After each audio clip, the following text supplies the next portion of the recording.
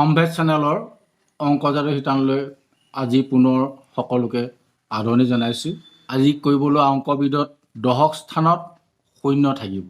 দশক স্থানত শূন্য থকা আমি সংখ্যা পূৰণ কৰিম। প্ৰথমতে লৈছোঁ ধৰা আমি 103 into 104। ইয়াত যদি আমি চাওঁ একক প্লেছত 3 আছে, দশক প্লেছত 0 আছে, 100 প্লেছত 1 আছে। ইয়াতো একক প্লেছত 4, 10 প্লেছত 0, 100 প্লেছত 1 আছে। তাৰমানে দশক স্থানত কি আছে? শূন্য আছে। এনেকুৱা অংকবিলাক আমি কৰিবলৈ যাওঁতে বিশেষ এটা কথা লক্ষ্য কৰিব লাগে, সেইটো হৈছে পূৰণ কৰিলে প্ৰায় দুটা অংক বহিব। এতিয়া চোৱা 3 4 গুণ 12, 3 into 4 12, 3 into 4 12।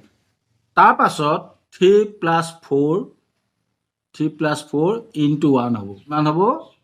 পুনৰ মই ইয়াত লিখি দিছোঁ 4 into 3 12, 12 আমি বহাই দিলোঁ। তাৰ পাছত সেই একেকেইটা অংকৰে প্লাছ হ'ব, প্লাছ কৰি 1 পূৰণ কৰিব লাগিব, কাৰণ 100 প্লেছত 1 আছে।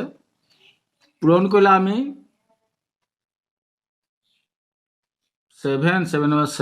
7 পালোঁ।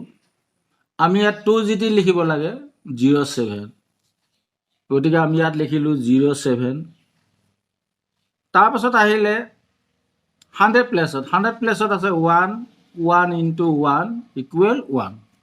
আমি 1টো ইয়াত বহাই দিলোঁ। বহাই দিয়াৰ লগে লগে আমি পূৰণফল পালোঁ 10,712। বুজিছেনে বাৰু? পুনৰ আমি একেধৰণে আন এটা অংক লৈছোঁ 105, 10 প্লেছত 0 আছে,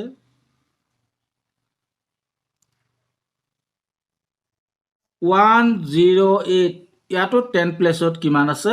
0 আছে। এতিয়া আমি প্ৰথমতে 5 into 8 কৰিম। 5 into 8 40, 5 into 8 40।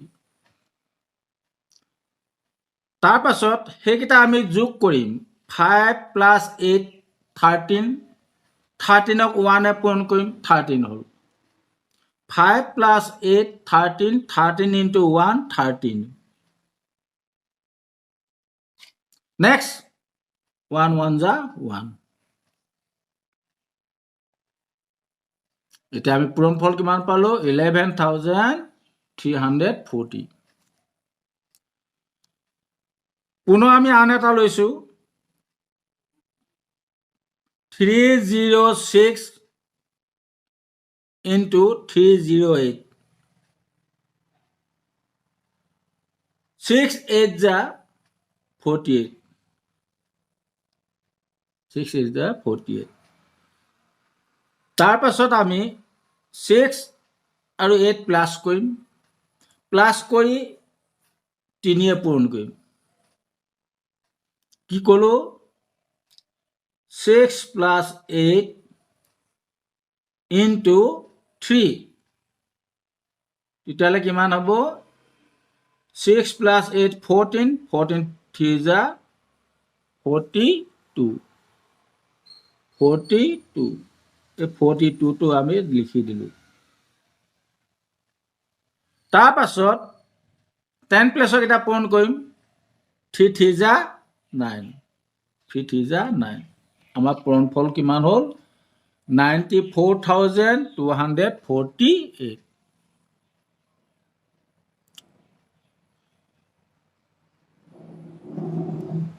পুনৰ আমি আন এটা লৈছোঁ 809 into 806, 9 6 যা 54, 9 6 যা 54, 9 6 যা 54। প্লাছ কৰিলোঁ 6 + 9 ইনটু 100 প্লেছত 8 আছে ইনটু 8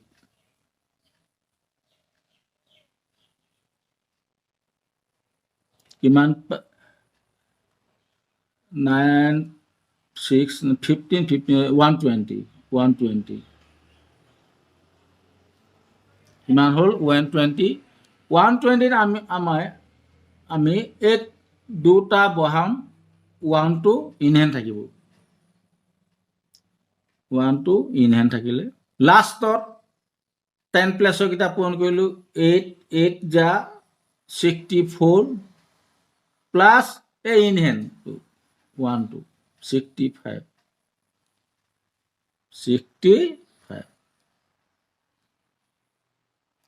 809 into 806 equal to 6,52,054 পালোঁ এতিয়া আমি 4টা অংকল আহিছোঁ 4টা অংক 1102 into 1107 1107 1102 into 1107 7 2 যা 14 তাৰ পাছত হেকিটা যোগ কৰিলে 7 + 2 9 9 9 11 পূৰণ কৰিলে 99 7 + 2 9 9 11 যা 99 লাষ্ট 11 to 11 121 আমি পূৰণফল কিমান পালোঁ 1,02,19,914 পালোঁ নহয় জানো পুনৰ আমি 4টা অংক লৈছোঁ 1309 into 1303 3 9 যা 27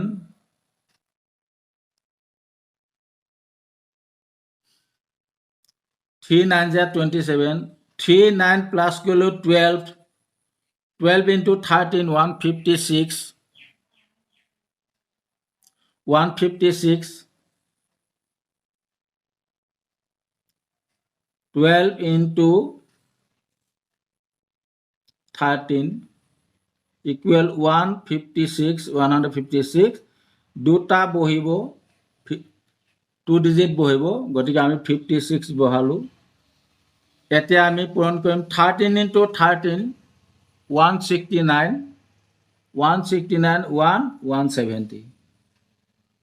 170 next 1403 into 1406 3 6 যা 18 6 3 9 9 14 যা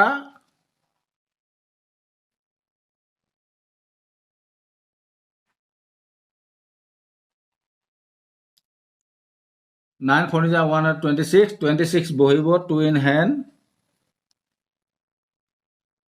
14 197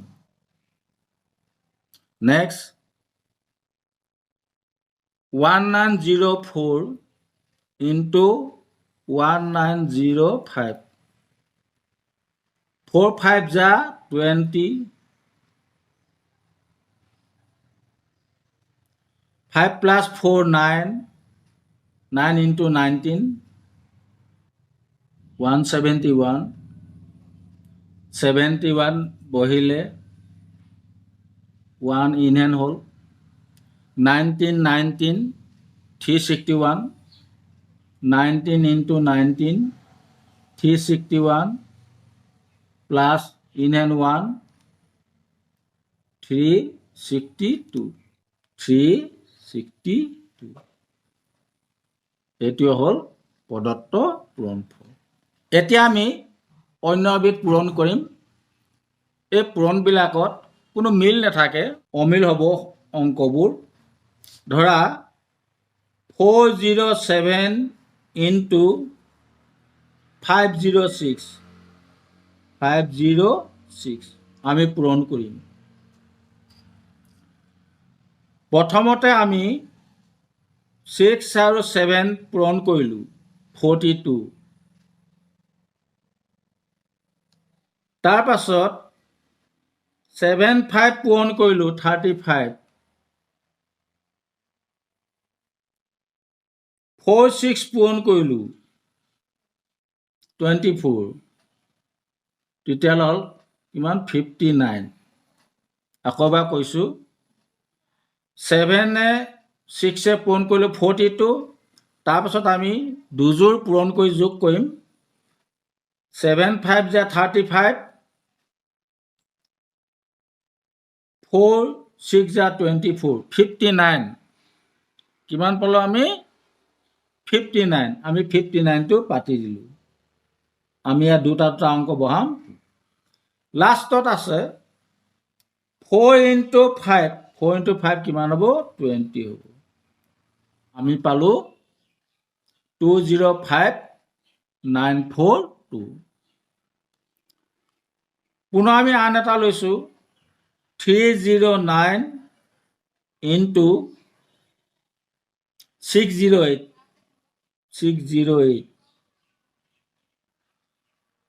আমি প্ৰথমতে 9 8 পূৰণ কৰিম 9 8 যা 72। তাৰ পাছত পূৰণ কৰিম 9 6 যা 54, 3 8 যা 24। আমি যোগ কৰিলোঁ। যোগ কৰি কিমান পালোঁ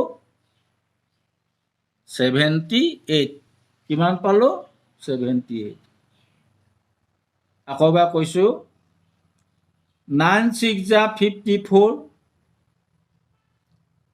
3 8 যা 24। আমি প্লাছ কৰিলোঁ প্লাছ 78 হ'ল। আমি 78টো ইয়াত বহাই দিলোঁ।